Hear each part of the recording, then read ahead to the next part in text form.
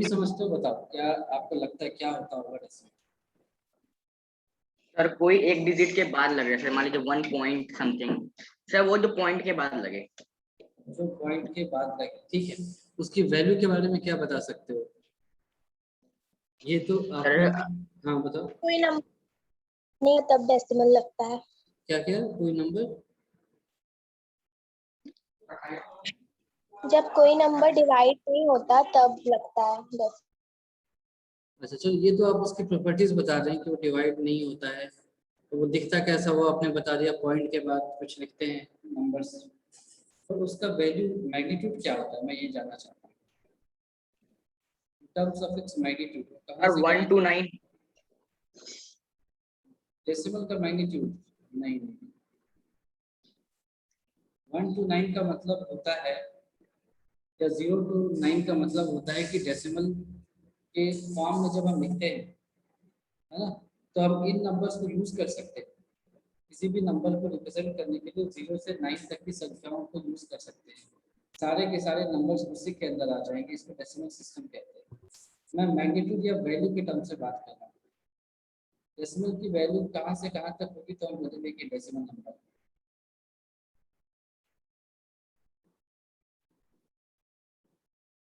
कहाँ से कहाँ तक हो सकती है डेसिमल की वैल्यू?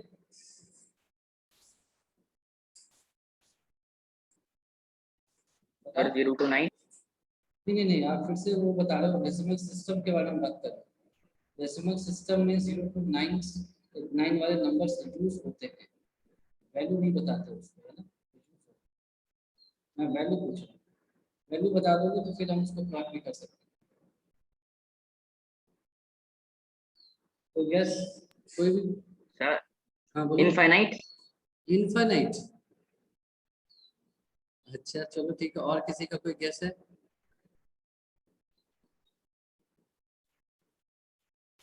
और सर किसी का? डेसिमल की वैल्यू ही नहीं होती है। डेसिमल की क्या नहीं होती है?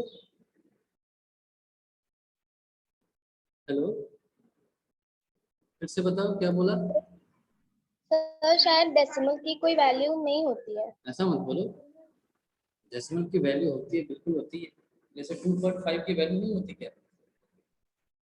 2.5 एग्जैक्टली 2 और 3 के बीच में लाई करता है ना, उसको उस बिल्कुल वैल्यू। पॉइंट की तो कोई नहीं ना। क्या? जो पॉइंट बीच में लग रहा है 2.5, वो हाँ, पॉइंट की क्या वैल्यू? पॉइंट तो तरीका है रिप्रेजेंट करने का। अब जैसे तुमने ऐसे लिख दिया, 1000 ऐसे लिख दिया, तो कॉमा की पूरी कोई वैल्यू होती है? ये तो तरीका है रिप्रेजेंट करने का, ठीक है।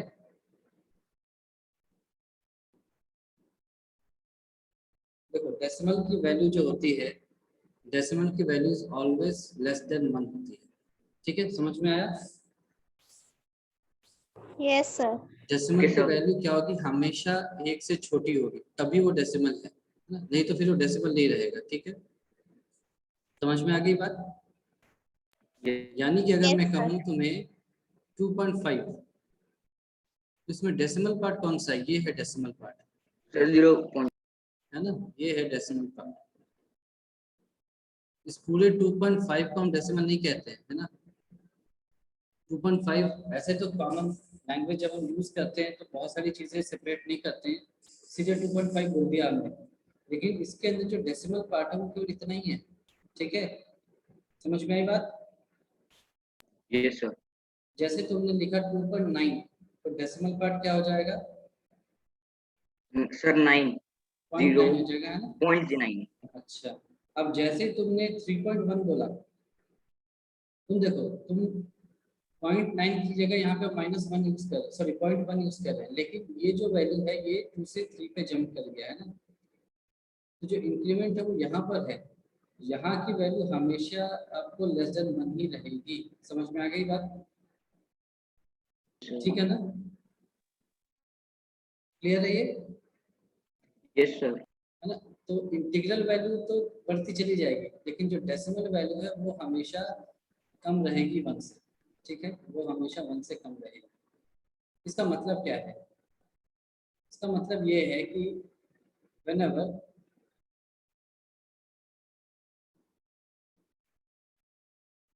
you want represent whenever you want to represent a decimal number, try to figure out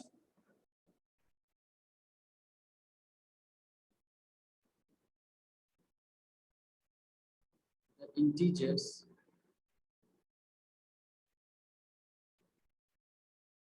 just less than and just greater than it.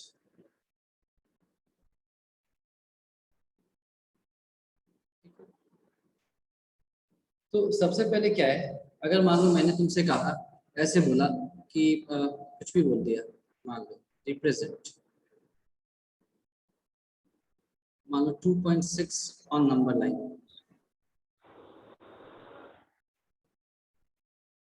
मान लो ऐसा कुछ का, तो ये जो पूरा नंबर आ गया हमारा इंक्लूडिंग डेसिमल, हम क्या करेंगे, इससे एग्जैक्टली एक छोटा और एक बड़ा जो इंटीजर होगा उसके पास जाएंगे। तो 2.6 से जस्ट छोटा इंटीजर कौन सा होगा?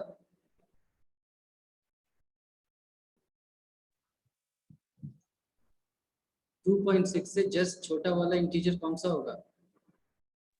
2.5 इंटीजर होगा 2.5। आज तक तो मैंने नहीं सुना है। तुमने तो मैथ्स का वैसे ही बदल दिया, 2.5 को इंटीजर बना दिया।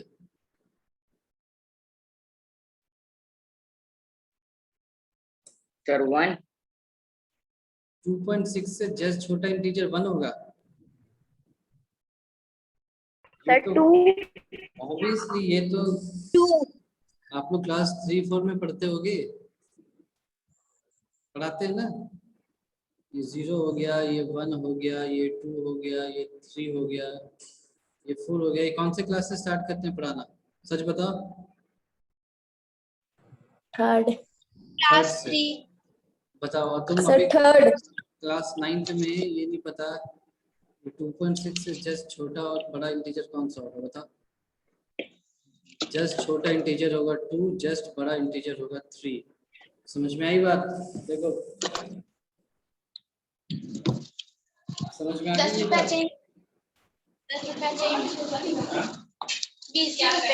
ईशा, अपने माइक ऑफ करो। हाँ, ये बताओ, ये समझ में आ गई बात? 2.6 से एग्जैक्टली छोटा और एग्जैक्टली बड़ा, जस्ट छोटा और जस्ट बड़ा इंटीजर्स कौन कौन से होंगे, समझ में आ गई बात? यस तो इसका मतलब है कि मुझे अगर रिप्रेजेंट करना है 2.6 को नंबर लाइन पे, तो मैं क्या करूंगा? ऐसे करूंगा, 2 और 3 यहाँ पर आ जाएगा 2.6। ठीक है। अब ये मान लो 2.6 की जगह मैंने कुछ ऐसा लिखा होता, 2.62 लिखा होता, ऐसे तो भी बात वही होती। 2.62 लिखा होता, तो 2.62 क्या होता? यहाँ पर कहीं होता। यहाँ तक ठीक है? यहाँ तक ठीक है? Yes sir. अच्छा, अब आपको अगर मैग्नीफाई करना है, या तो यहीं पर छोड़ दिया अगर इंटीजर्स की बात कर रहे हैं। अगर वो आपसे कह रहा है कि मैग्नीफाई करके एग्जैक्ट लोकेशन बताओ, तो फिर आसान है, आप देख सकते हो 2.62, इससे जस्ट नियरेस्ट होल फ्रैक्शन कौन सा होगा? मान लो 2.62 यहाँ है, इससे जस्ट नियरेस्ट होल फ्रैक्शन कौन सा होगा? ये होगा 2.60, है ना, 2.70, है ना? ठीक है, नियरेस्ट राउंडेड फ्रैक्शन ऐसा ही होगा। ये ठीक है? Yes sir. अच्छा, अब आपको और अगर मैग्नीफाई करना है, तो और मैग्नीफाई कर लिया आपने 2.60, मान लो यहाँ है ना? इसके बाद कुछ छोटे छोटे पॉइंट्स होंगे,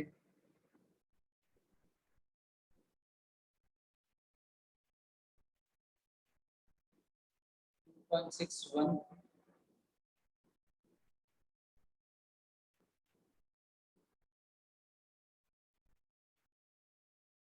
ये हो जाएगा 2.62, ठीक है।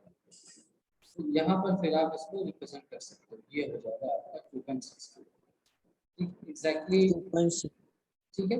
ये मैंने ऐसे ही लिया था, पर आपको समझ में आना चाहिए कि कैसे रिप्रेजेंट करते हैं। डेसिमल का मतलब होता है लेस देन 1, ठीक है, ये आपको समझ में आना चाहिए पहली बात। तो दूसरा, सबसे पहले खोजो कि उसका जो जस्ट छोटा उससे इंटीजर कौन सा है और उससे जस्ट बड़ा इंटीजर कौन सा है, ठीक है।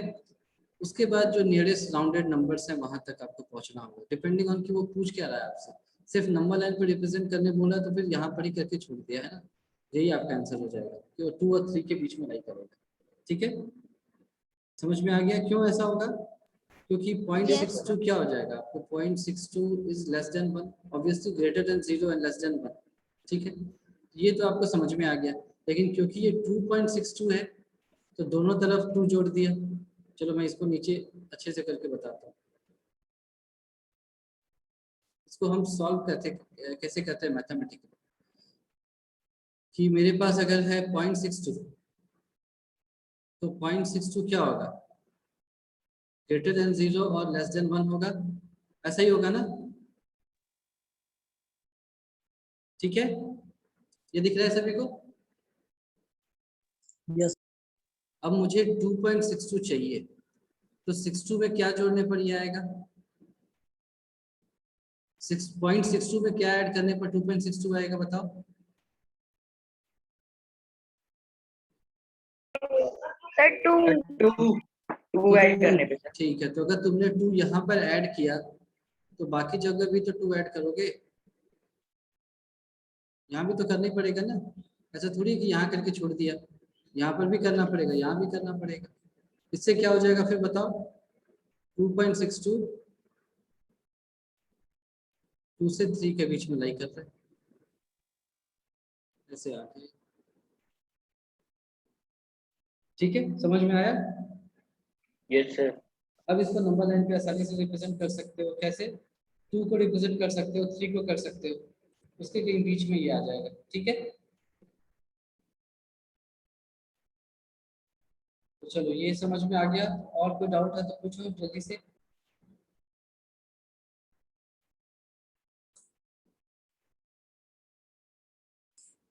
अभी तक जो हमने 4 चैप्टर्स पढ़े हैं उनमें से कोई डाउट है तो पूछो।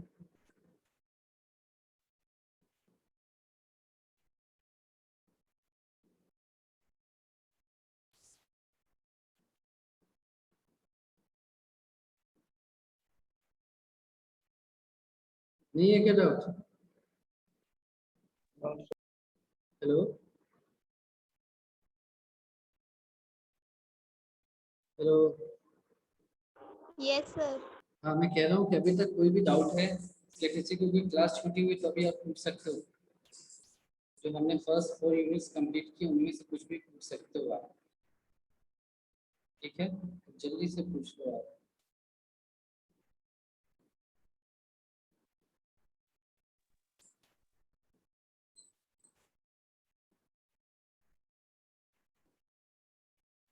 नहीं पूछ सकते तो फिर मैं पूछता हूँ पेपर में क्या क्या पढ़ा है।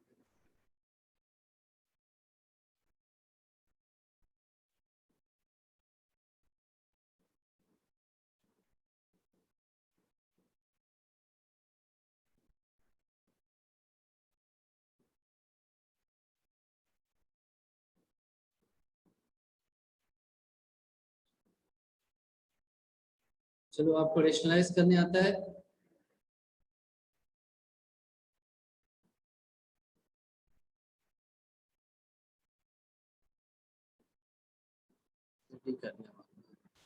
रेशनलाइज करने आता है आपको? yes sir. बताओ कब Yes. करते हैं, कब करते हैं रेशनलाइज, किसे करते हैं पहले तो ये बताओ, yes sir. किसे करते हैं?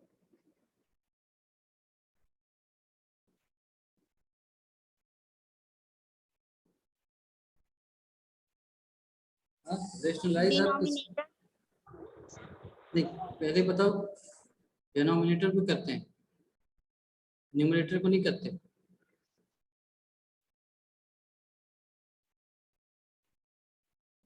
ये बताओ रेशनलाइज किसे करते हैं, सभी सोचो और बताओ जल्दी से।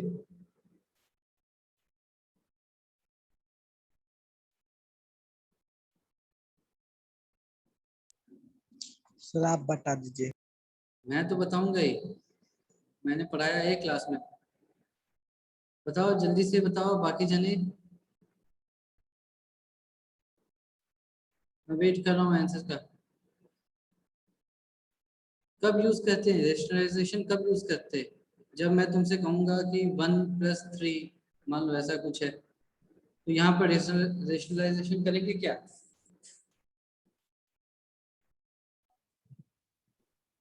इसको रेशनलाइज करने की जरूरत है क्या, बताओ?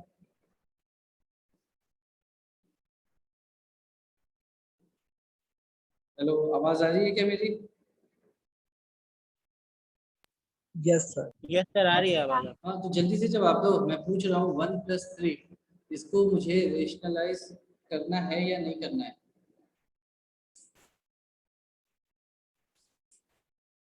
इसको सॉल्व करना है अगर, तो फिर कैसे करूंगा मैं, ये बताओ।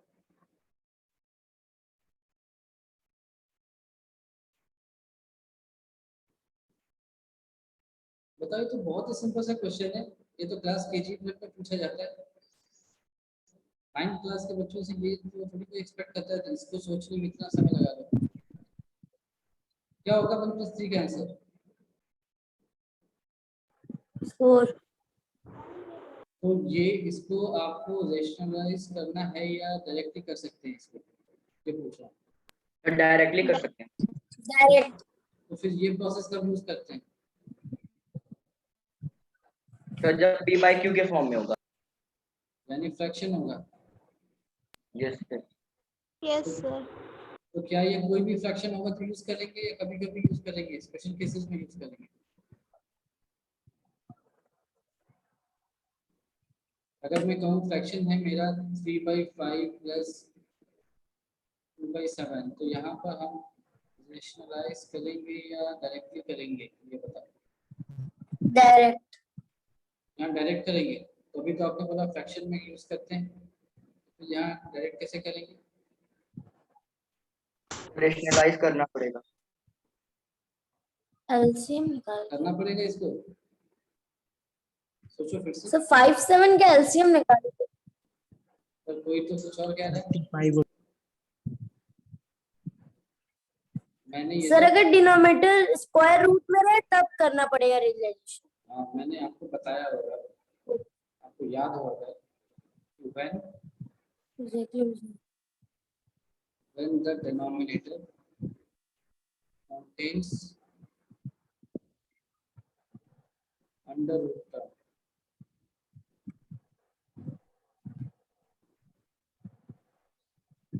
then we go for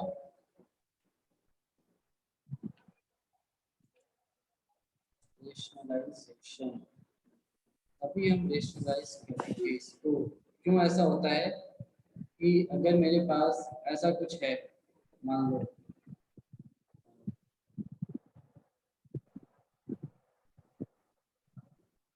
ऐसा कुछ है, कुछ भी मान लो ऐसा है, इसको मैं ऐसे लिख सकता हूँ, इसका कोई मीनिंग है। लेकिन अगर मेरे पास ये उल्टा हो जाए, तो इसे मैं ऐसे नहीं लिख सकता, है ना? नो। ये मेरे को मन हुआ ऐसे करने का, ऐसे करके देख लिया, तो ये गलत है ना, ये तो सही है, ये गलत है। समझ में आया कि डिनोमिनेटर में अगर कुछ टर्म्स हैं उनको हम आसानी से स्प्लिट नहीं कर सकते, ये समझ में आ गया?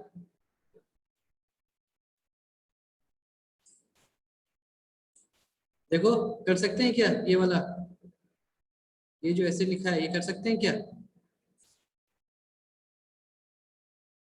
बोल नहीं रहे हो आप लोग? No sir. No sir. नहीं कर सकते, तो फिर क्या करेंगे आगे? इसके बाद कुछ ना कुछ तो करना होगा ना, यही आंसर लाके नहीं छोड़ सकते। या अगर क्वेश्चन में ही ऐसा आ गया तो आप यही लिख के थोड़ी चले आओगे, इसके आगे कुछ नहीं कर सकते, ऐसा थोड़ी लिख सकते हैं एग्जाम में, है ना? अगर मान लो एग्जाम में ये क्वेश्चन आ गया तो आप क्या लिखोगे? ऐसा ऐसे लिखोगे क्या? कैन नॉट,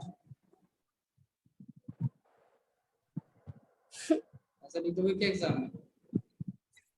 तो एग्जामिनर क्या करेगा, आपको ये काट करके 0 दे देगा, अच्छे से 0 और जो भी है मान लो, ठीक है।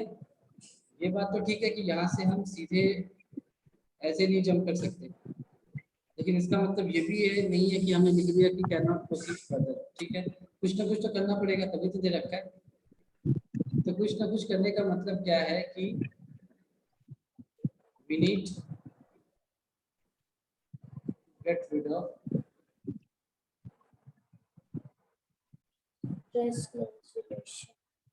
to be अंडर रूट है आपका।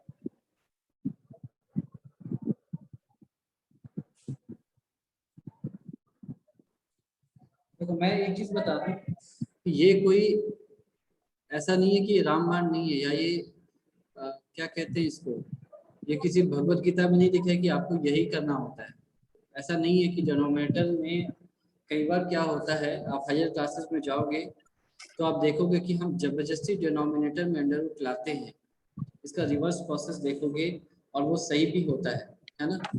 तो अगर आपसे कोई पूछ ले, आपसे कोई बड़ा पूछ ले आपको जज करने के लिए कि अच्छा ये बताओ कि हमेशा ऐसा ही करते हैं क्या, तो आपको बता रहा होगा कि हमेशा का तो नहीं पता, लेकिन अभी के लिए तो ऐसे ही करते हैं ना, 10 तक आपको ऐसे ही करना है ना, ठीक है। समझ में आ गई बात? समझ में आया मैंने क्या बोला कि 10th तक, जब तक आप क्लास 10th में जाओगे या 10th तक तो पास नहीं करोगे, आपके दिमाग में ये बात होनी चाहिए कि मुझे डिनोमिनेटर में अगर अंडर रूट को देखा तो उसको हटाना है, ठीक है। ये बात आपके दिमाग में होनी चाहिए। लेकिन मैं फिर से कह रहा हूँ कि ऐसा नहीं है कि और मतलब डिनोमिनेटर नीचे में हम नहीं रख सकते, ऐसा नहीं है। कई बार आप देखोगे कि न्यूमरेटर में आपका अंडर रूट है, उसको हम रिवर्स प्रोसेस करके अंडर रूट को डिनोमिनेटर में लाते हैं, ठीक है। लेकिन वो अलग टॉपिक्स हैं जो आपको +2 में पढ़ाई जाती है। अभी के लिए मान लो, है ना, मैं लिख देता हूँ, अभी के लिए मान लो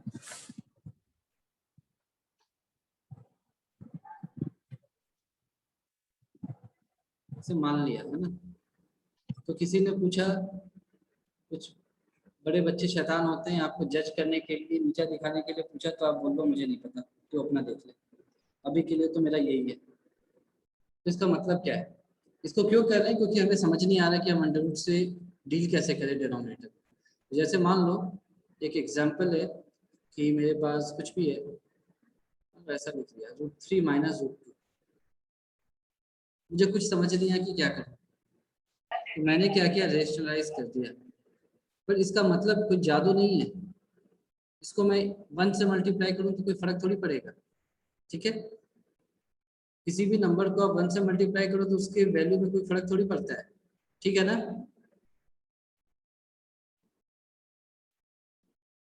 समझ आ रही है बात? Yes sir. तो अगर फर्क नहीं पड़ता है तो इसी को हम यूज करते हैं, इसी बात को यूज करते हैं। क्यों? क्योंकि ऊपर नीचे अगर एक ही नंबर से मल्टीप्लाई करोगे तो कैंसिल होकर 1 ही देगा ना, तो फर्क नहीं पड़ा। मेरा जो क्वेश्चन है अभी भी वही है, लेकिन अब हमने क्या कर दिया कि नीचे किस फॉर्म में आ जाएगा, a + b × a - b,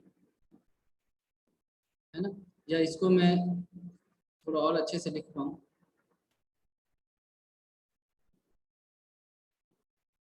तो नीचे में डिनोमिनेटर इस तरह से आ जाता है आपका √a + b × √a - b, और ये आपका फाइनली क्या हो जाता है, a - b, ये बन क्या है √a² - √b², वो a - b ऐसा कुछ बन करके आ जाएगा। यानी कि अब अंडर रूट गायब हो गया, ठीक है। इसीलिए हम ये सारी बातें करते हैं, ठीक है यहाँ तक। यस तो देख लो न्यूमरेटर क्या हो जाएगा, ऐसा हो जाएगा, और नीचे में क्या हो जाएगा, √3 का स्क्वायर क्या हो जाएगा 3, √2 का 3 स्क्वायर हो जाएगा 2, 3 - 2 क्या हो जाएगा 1, तो ये 1 हो जाएगा आपका आंसर, ये हो गया आंसर, ठीक है। Yes sir. ये समझ में आ गया अच्छे से। Yes sir. इस Yes, तरह का sir. क्वेश्चन मैंने आपके असाइनमेंट में दिया होगा, मुझे लगता है कि असाइनमेंट्स आपने सबमिट नहीं किए हैं, है ना, वो आपको करना है ना। और उसका प्रोबेबली जो लास्ट क्वेश्चन रहा होगा, मुझे ध्यान नहीं, पर जो चौथा पार्ट था उसमें मैंने 2 क्वेश्चंस दिए थे आपको इस तरह के, रेशनलाइज करने के लिए आपको इसको रेशनलाइज करना है, ठीक है। किया है आप लोगों ने? सर देखा है नहीं, देखने के लिए थोड़ी दो। सर, कर रहे हैं, अभी आधे तक पहुंचे हैं। सिर्फ ये तो मुझे लगता है कि 2 हफ्ते पहले का दे रखा है, इस लास्ट वीक में ही आपको सबमिट करना था, ठीक है। इसके लिए Yes, हफ्ते भर का ही टाइम था आपको, ऐसा नहीं कि मन किया तो एक साल ले लिया, है ना, ऐसा थोड़ी है। तो मैंने जहाँ तक देखा कि किसी ने अभी तक असाइनमेंट सबमिट नहीं किया, करना है आपको जल्दी से, बहुत ही आसान छोटे छोटे क्वेश्चन हैं, ठीक है। ये आपको समझ में आ गया किस तरह से डील करते हैं ऐसे क्वेश्चंस को?